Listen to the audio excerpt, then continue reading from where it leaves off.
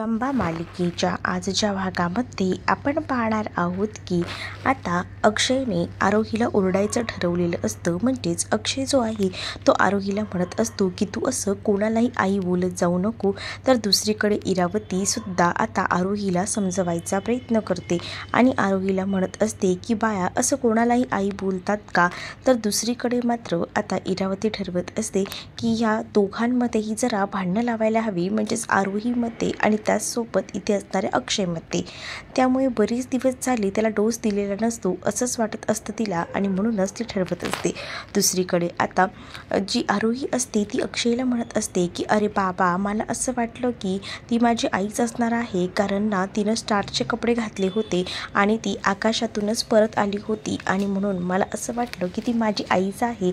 असं देखील आता जी आरोही आहे ती अक्षयला म्हणत असते. जेव्हा आरोही हे सगळं काही अक्षयच्या समोर बोलते तेव्हा अक्षय म्हणतो की तुझी आई या जगात नाही आहे, मी तुला किती वेळा सांगितले. दुसरीकडे मॅनेजरसुद्धा आता कामाला लागलेले असतात आणि ते म्हणत असतात की ठीक आहे मॅडम, तुम्ही म्हणताय तसं मी सगळी तयारी करतो आणि माझीसुद्धा तयारी करतो, कारण या स्पर्धेमध्ये पार्टिसिपेट करणंसुद्धा कर्तव्य आहे ना माझं. असं बोलून तो आता निघतो. तर दुसरीकडे मात्र आता जो साई असतो तो रमाला विचारत असतो की मॅडम मला सांगा, जर हे सगळं काही आपण आयोजित केलेलं आहे, म्हणजेच मॅरेथॉन स्पर्धा पॅरेंट्ससोबत, पण ज्यांचे पॅरेंट्स नाही आहेत त्यांचं काय. तर त्यावर रमा म्हणते की ज्यांचे पॅरेंट्स नाही आहेत ना त्याच्यासाठी सुद्धा एक आयडिया आहे.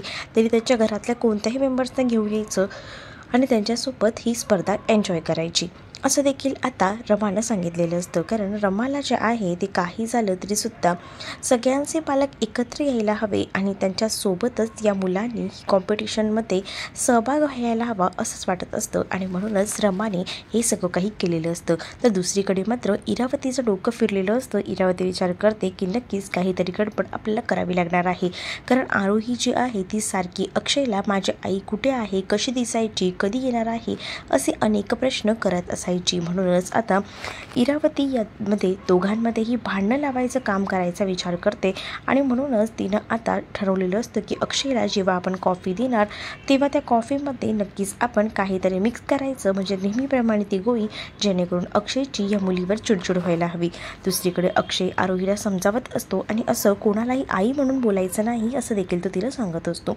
त्यावर आरोही सांगते की बाबा सॉरी, माझं चुकलं, पण काय करू, मला ना त्या आरके मॅडममध्ये माझीच आई दिसली, म्हणजे मला असं वाटलं की तीच माझी आई आहे, कारण सेम टू सेम ना स्टारसारखी दिसत होती.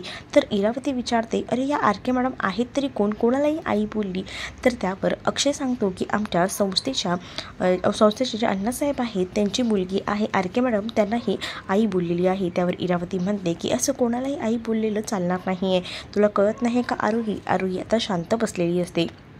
दुसरीकडे आता अण्णासाहेब त्यांच्या केबिनमध्ये काम करत असतात.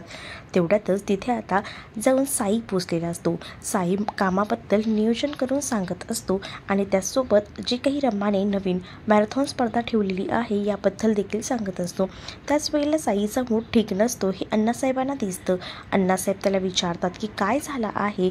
तर अण्णासाहेबांना तो सांगतो की बघा ना, आरके मॅडम अजूनही त्या सगळ्या गोष्टीतना बाहेर यायला बघत नाही आहेत. मी खूप प्रयत्न करतोय त्यांना या सगळ्यातून बाहेर काढायचा, पण अजूनही ती या सगळ्यातून काही बाहेर येत नाही आहेत असं देखील आता तो म्हणत असतो. तर दुसरीकडे आता जेव्हा हे सगळं काही तो म्हणतो ना तेव्हा मात्र आता जे संस्थेचे अण्णासाहेब असतात ते सुद्धा आता म्हणू लागतात की अरे या सगळ्यामध्ये तुझीच तर चूक आहे, अजूनही तू त्या रमाला अहोजाहो बोलायचं सोडलेलं नाही आहे. आरके मॅडम काय आहे, तू तुझी ती बायको होणारी आहे ना, मग डायरेक्ट बोल ना रमा करून, हे काय आहे आरके मॅडम वगैरे असं देखील बोलून त्याला आता चिडवू लागतात. दुसरीकडे इरावतीने आता अक्षयच्या कॉफीमध्ये ती पावडर मिक्स केलेली असते, जेणेकरून अक्षयचं टेम्परेचर वाढायला हवं. तर अक्षयला ती कॉफी देऊन ती तिथेच बसते. तर समोरच आता आरोही बसलेली असते. आरोही जी आहे ती अक्षयकडे पाहत असते आणि अक्षयला म्हणत असते की बाबा सांगणार आहे, मला बोलणार आहे, माझी आई कशी दिसायची, काय कशी असायची, मला फोटो तरी दाखव ना प्लीज ना बाबा.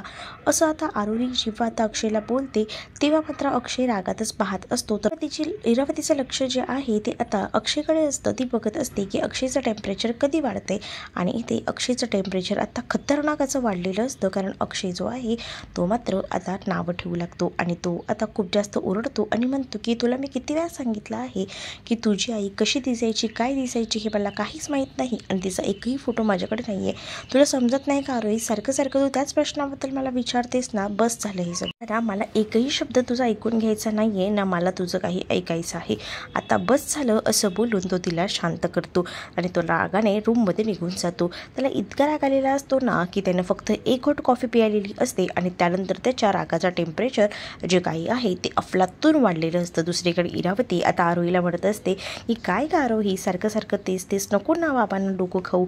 तर आता इरावती आणि हे सगळं काही करून झाल्यानंतर बिचारी आरोही रूममध्ये जाऊन बसलेली असते. तिथे पार्थ आणि मुद्दामून तारा येतात आणि तारा आणि पार्थ जे आहेत ना ते रमाबद्दल खूप काही वाईट बोलत असतात.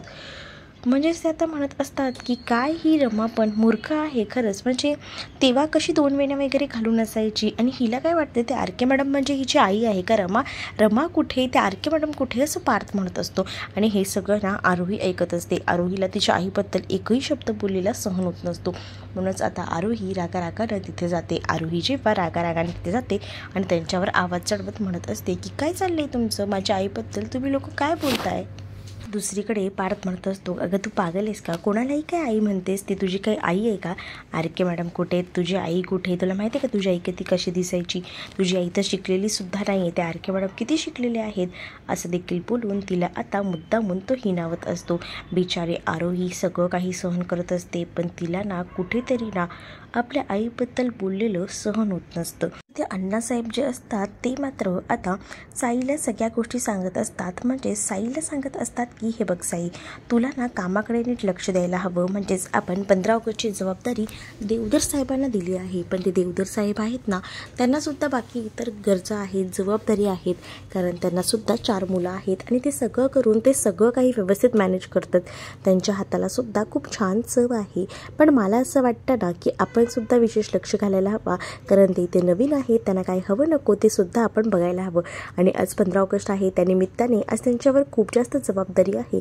त्यामुळे मला असं वाटतंय की तू त्यांच्याकडे इथं लक्ष दे, ते काय करतायत, कशी त्यांना मदत हवी आहे का याचं सुद्धा बघ, असं देखील अण्णासाहेबांनी आता सांगितलेलं असतं. अण्णासाहेबांनी आता साईला ही जबाबदारी दिलेली असते. त्यामुळे साई म्हणतो की तुम्ही काळजी करू नका, मी सगळं काही मॅनेज करतो. तर दुसरीकडे आता अक्षय हा कॅन्टीनमध्ये सगळं स्वयंपाक करत असतो, कारण त्याला आज खूप मोठी ऑर्डर असते. तेवढ्यातच तिथे आता दारुडा म्हणजेच त्याचा बाप हा शशिकांत आलेला असतो आणि शशिकांत दारूच्या नशेत असतो. तो आता तिथे येऊन अक्षयकडे पैसे मागत असतो आणि म्हणत असतो की बछडा मला पैसे हवे आहेत, मला काही झालं तरी पैसे दे, मला आता पैशांची गरज आहे. अक्षयला खूप जास्त शशिकांतचा राग येत असतो, कारण ह्या कामाच्या ठिकाणी अक्षयला काहीच त्रास नको होता, कारण कुठेतरी त्याला जाऊन आता नोकरी भेटली होती आणि त्याचं सगळं काही व्यवस्थित सुरू होतं. पण शशिकांतने येऊन मोठा घाला घातल्यासारखं झालेलं होतं. शशिकांतला तो आता धरतो आणि हाताला धरून आता शशिकांतला अक्षय बाहेर काढत असतो. त्याच वेळेला तिथे कॅन्टीनमध्ये जो काही मॅनेजर असतो तो सुद्धा आता अक्षयला म्हणत असतो की कोण आहे ते. त्यावर शशिकांत त्याची कॉलर धरतो आणि म्हणत असतो की हा माझा मुलगा आहे आणि मी त्याचा बाप आहे, कोण आहेस रे तू. त्यावर अक्षयला राग येतो. अक्षयला कळते की आपल्या नोकरीवर या सगळ्यामुळे गदा येऊ शकते. म्हणूनच अक्षयने शशिकांतच्या हाताला धरून आता शशिकांतला अक्षरशः बाहेर काढलेलं असतं. दुसरीकडे आरोही आणि गोलू खेळत असताना ही मुलं सुद्धा तिथे खेळत असतात आणि त्याच वेळेला एक मुलगी जी असते मिथाली, ती मात्र आता आरोहीला चिडवत असते आणि म्हणत असते की काय गं तू आर के मॅडम ना तुझी आई म्हणतेस का, किती बेकार ना, कशी आहेस का तू, तुला आई नाही म्हणून कोणालाही आई म्हणायचं का, असं देखील आता ती गोलूच्या समोर आरोहीला म्हणत असते. आरोहीला या सगळ्याचा राग येत असतो. आरोही जी असते ती मात्र त्या मितालीवर चिडते आणि आरोही आता मितालीला मारू लागते, कारण ती मुलगी खूप जास्त हसत असते आणि हे सगळं काही आरोहीला सहन होत नाही. तिच्या आईबद्दल कोणी काही बोललेलं मुळात आरोहीला सहनच व्हायचं नाही आणि त्यातच आता तिला कुठेतरी असं वाटत होतं की आर के मॅडमच्या रूपात मला आई मिळाली आहे आणि त्यामुळेच आता मात्र खूप जास्त भांडणे होत असतात. दुसरीकडे आता साई जो आहे तो कॅन्टीनमध्ये पोचलेला असतो आणि अक्षयबद्दल चौकशी करत असतो. त्यावर ते कॅन्टीनमधले जे सहकारी कर्मचारी असतात त्यांना मात्र आता अक्षय कुठे गेलाही माहीत असतं. त्यामुळे आता ते म्हणत असतात की सगळं काही रेडी आहे, फक्त ना सर थोडं बाहेर गेले आहेत कारण त्यांचे वडील आले होते. तर दुसरीकडे कामाच्या ठिकाणी काम ठेवायचं आणि घराच्या ठिकाणी घर हे सुद्धा त्यांना कळत नाही का. तर नाही हो सर, त्यांनी काम एकदम चोखपणे केलेलं आहे, जस्ट आताच बाहेर गेलेत ते, असं देखील आता साईला ते म्हणत असतात. साई म्हणतो की तुम्ही इतकी त्यांची बाजू घेताय आहेत तरी तरी कोण हे देवधर साहेब बघायलाच लागेल, त्यांना भेटावंच लागेल असं आता साई म्हणत असतो. आणि साई जो आहे ना तो आता तिथेच थांबलेला असतो, कारण त्याला काही झालं तरी देवधरला भेटायचं असतं. दुसरीकडे अक्षय जो आहे तो आता शशिकांतला बाहेर घेऊन जातो आणि त्याच्यासमोर अक्षरशः हात जोडतो आणि त्याला म्हणतो की बस झाला, माझी इथे नवीन नोकरी लागली तर सगळं हातातनं गेले, घर गेले, संपत्ती गेली, सगळं प्रॉपर्टी वगैरे सगळं काही गेले आणि अजूनही तुमचं हे काही उतरत नाही आहे. तुमचं हे मस्तीची मान जो आहे तो. त्यावर शशिकांत म्हणतो, अरे बछड्या, मला माहिती आहे सगळं गेलं आहे, पण थांब, मी ना एक डाव खेळतो आणि सगळं पुन्हा मिळवतो. एकतर तो शशिकांत जो आहे तो दारूच्या नशेत इतका होता, त्याला पत्तेही खेळायचे होते, त्याच्यासाठी सुद्धा त्याच्याकडे पैसा नव्हता. म्हणूनच तो शशिकांत जो आहे तो अक्षयकडे पैसे मागत असतो आणि शशिकांत अक्षयला सांगत असतो की प्लीज ना मला पैसे दे, थोडे तरी पैसे दे. तर अक्षय आता खिशातनं पैसे काढून देतो, पण त्यावर त्याचं भागत नसतं. तो म्हणतो की नाही, अजून थोडे दे, मला गेम खेळायचा आहे ना, आपली प्रॉपर्टी परत आणायची आहे ना, मी काही झालं ना तरी आपली प्रॉपर्टी परत आणणार आहे, तू काळजी करू नको, असं देखील शशिकांत म्हणत असतात. अक्षय आता शशिकांतवर चिडतो आणि म्हणतो की आता आला आहात, पुन्हा इथे येऊ नका पैसे मागायला, मी पहिलेच सांगतो. आणि असं बोलून त्याच्यासमोर हात जोडतो आणि त्यांना तिकडनं जायला सांगतो. दुसरीकडे आता अक्षय पुन्हा एकदा कॅन्टीनमध्ये जातो आणि त्यावेळेला सगळ्यांना माफी मागतो आणि म्हणतो की सॉरी, माझ्याकडनं चूक झाली, माझे ते वडील आले होते, पण सर इथे एक सरसुद्धा आले होते. कोणते सर? अण्णासाहेब आले होते का? त्यावर ते म्हणतात की नाही, अण्णासाहेब नव्हते आलेले, दुसरे सर आले होते, पण तुम्ही आता पटकन काम करून घ्या, कारण पटापट आपल्याला कामही इथली उरकायला हवीत. दुसरीकडे आता मिथाली आणि आरोहीला आरके मॅडमकडे समोर नेलं जातं. आरके मॅडमला आता खरं तर आरोहीची अवस्था बघवत नसते आणि त्या म्हणत असतात की काय झालं होतं आरोही, तू पटकन सॉरी बोल. आरोही म्हणते की मॅडम, मी हिला सॉरी बोलणार नाही, कारण माझी चूक नाही आहे. तर रमाला हे सगळं बघून हसू येत असतं. तर रमाला आरोही सांगत असते की आरके मॅडम, मी काहीच हिला बोललेली नाही, पहिल्यांदा हीच मला चिडवत होती आणि म्हणून मी हिला मारलं. त्यावर मिताली म्हणते की मॅडम, मी फक्त हिला इतकंच म्हटलं की तू कोणालाही आई म्हणशील का? आरके मॅडम काही तुझी आई आहेत का? मग तू त्यांना आई का म्हटलं? म्हणून मी फक्त तिला तितकंच चिडवलं, तर तिने मला मारलं.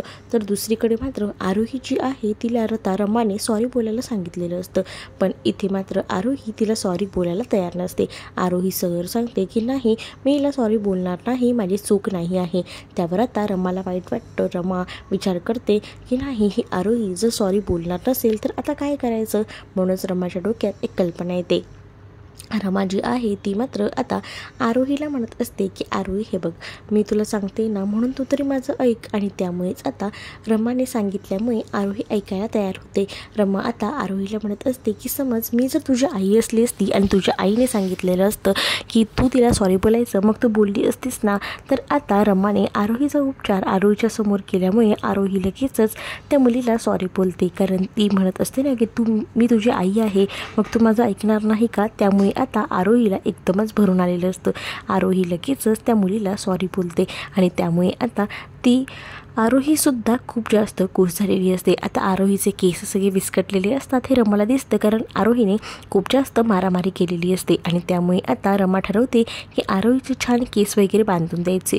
आणि म्हणूनच रमाने आता आरोहीचे जे काही केस असतात ते व्यवस्थित आता बांधून द्यायचं ठरवलेले असतात. तिचे केस सोडतात आणि त्यानंतर आरोहीचे केस रमा बांधून देत असते. त्याच वेळेला रमाने एक मोठी कमाल केलेली असते, ते म्हणजे आरोहीच्या 2 वेण्या आता रमाने चक्क घातलेल्या असतात. आणि 2 वेण्या जेव्हा आरोहीच्या रमा घालते तेव्हा रमाने आरोहीच्या 2 वेण्या घातल्यानंतर ती स्वतःला त्या सगळ्यामध्ये पाहत होती. आणि त्यानंतर मात्र आरोहीला सुद्धा रमाने 2 वेण्या घातल्यात हे खूप जास्त आवडलेलं होतं. त्यामुळे आता ती सुद्धा खूप जास्त खुश होती. पण इथे हे सगळं थांबत नाही, कारण आता जेव्हा आरोही घरी जाते आणि अक्षय जेव्हा आरोहीला हाक मारतो तेव्हा आरोही धावत पळत जेव्हा अक्षयकडे येते तेव्हा अक्षय तिच्या 2 वेण्या पाहतो. अक्षय जेव्हा तिच्या 2 वेण्या पाहतो तेव्हा त्याला जुन्या रमाची आठवण येते, जेव्हा त्याची आणि रमाची पहिली भेट झाली होती तेव्हासुद्धा रमा अशी 2 वेण्यामध्ये त्याला दिसली होती. तर अक्षय आता आरोहीला विचारतो, 2 वेण्या ह्या कोणी बांधल्या तुझ्या? असं म्हटल्यानंतर आरोही आता अक्षयकडे पाहत राहते. आता आरोही आरके मॅडमचं नाव सांगून आता अक्षयला समजावेल का आणि अक्षय ह्या आरोहीच्या 2 वेण्या आहेत तर ठेवेल का, हे पाहणं तितकंच इंटरेस्टिंग असणार आहे. तुम्ही जर आपल्या चॅनलवर नवीन असाल तर आपल्या चॅनलला सबस्क्राईब करा, त्याचसोबत बेल आयकॉन दाबा, जेणेकरून नोटिफिकेशन तुम्हाला सगळ्यात आधी पोहोचेल. चला तर मग भेटूया पुढच्या भागात. तोपर्यंत टाटा, बाय.